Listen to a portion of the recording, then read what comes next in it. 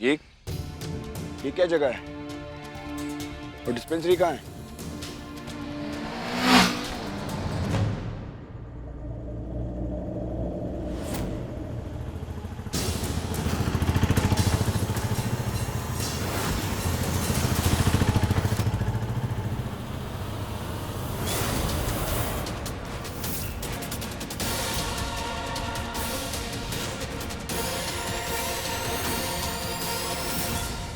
क्या है ये सब? वो देख रहे हो, उपका लिखा है। बलिया में आने का धन्यवाद, दोबारा जरूर आइएगा। लेकिन तुम दोबारा कभी नहीं आना डॉक्टर। रानी के लिए दवाई लेनी है मुझे। मेरा टाइम वेस्ट करना बंद कीजिए और चलिए यहाँ से। अरे टाइम तो तुम वेस्ट कर रहे हो हम सबका, खास करके रानी का। ये तुम्हारा शहर ना है बाबू, ये हमारा गांव है। मेहमानों का स्वागत करना और जरूरत पड़ने पर टाटा बाय बाय बोल देना सब जानते हैं हम। हैरान होने की जरूरत ना है बाबू, तुम्हारा सच जानते हैं हम।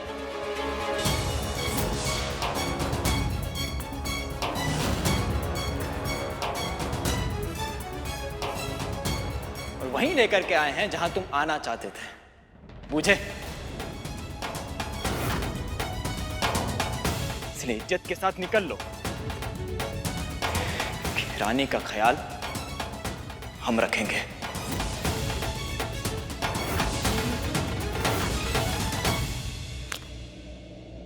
ये फालतू का ड्रामा करना बंद कीजिए। मुझे रानी के लिए दवाई लेनी है। चलिए यहाँ से। अरे ड्रामा हम नहीं, तुम लगाए बैठे हो तब से। तुम झूठ का चादर चढ़ा करके हमारे गांव में घुसा है, सबका हाथ जुड़वाए, सबसे सर झुकवाए, अपना पैर तक धुलवाए हो तुम। शर्म नहीं आई तुमको? सच काहे नहीं बोले सबके सामने कि तुम अपनी बीवी को यहां हमेशा के लिए छोड़ने आए हो?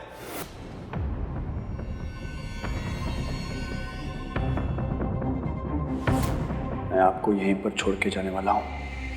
हमेशा से यही प्लान रहा है। आपका सच जानना जरूरी है। कोनो दिमाग से अंधे हम गांव के लौंडे ना है। सब देख करके आए हैं, सब सीख के आए हैं कि अमीरों की लीला क्या होती है। पहली ही नजर में पहचान गए थे हम कि नेक से चेहरे के पीछे कितना बड़ा धोखेबाज आदमी छुपा है, जो झूठ बोलता है, धोखा देता है। अम्मा कसम निकल लो डॉक्टर यहां से, वरना बहुत ही गलत हो जाएगा हमसे।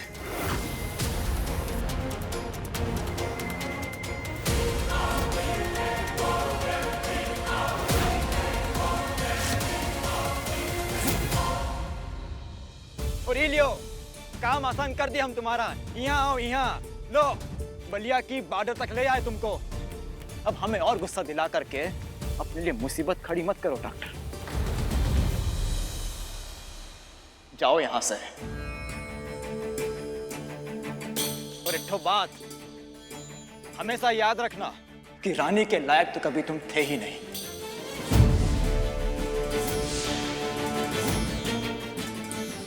अरे पढ़ाई से लेकर के खेल तक, बाबूजी की सेवा में, दोस्ती निभाने के रिश्ते में अपना 100% देती है वो, 100%। और हमको मालूम है कि वो कभी गलती कर ही नहीं सकती, कभी नहीं।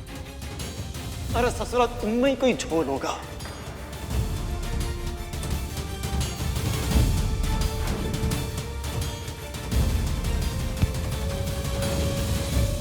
रानी को गांव लेके जाना है और उसे वहीं पे छोड़ आना है, हमेशा हमेशा के लिए।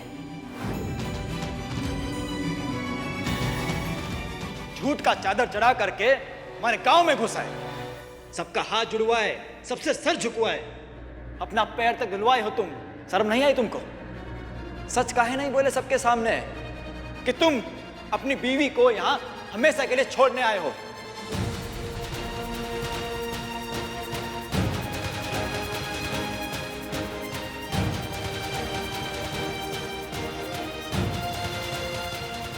हमेशा मुश्किल काम करने से डरते आए हो तुम, लेकिन इस बार पीछे हटने का कोई ऑप्शन नहीं है तुम्हारे पास वीर।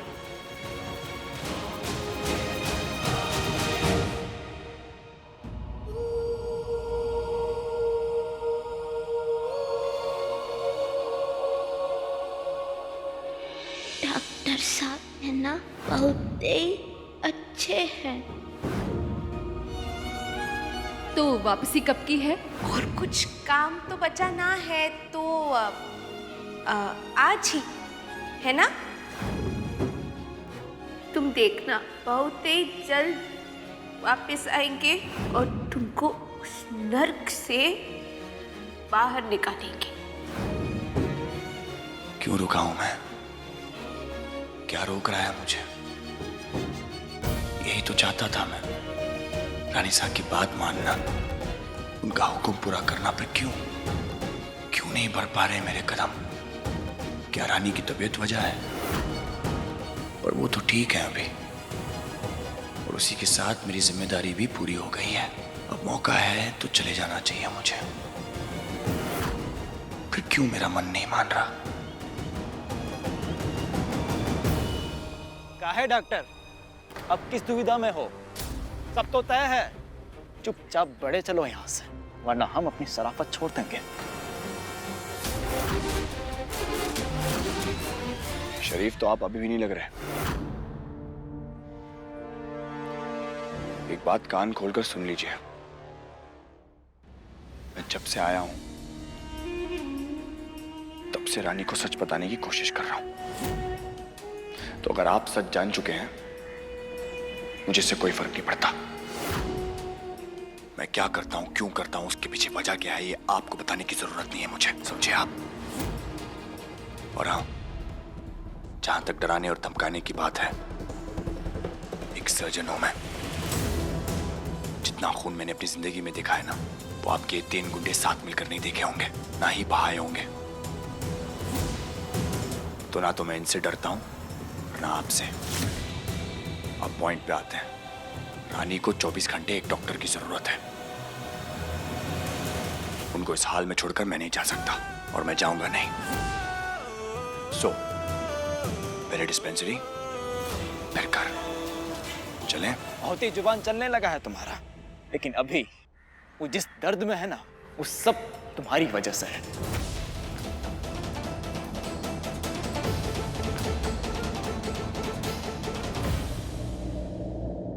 और जितना तुम यहां रुकोगे ना, उतना ही उनको दर्द होगा। तो जो सोचे हो, जो करना है, तो करके खत्म करो फिर। और अपना ये लंबा और महंगा गाड़ी लो, सीधा सरहद पार।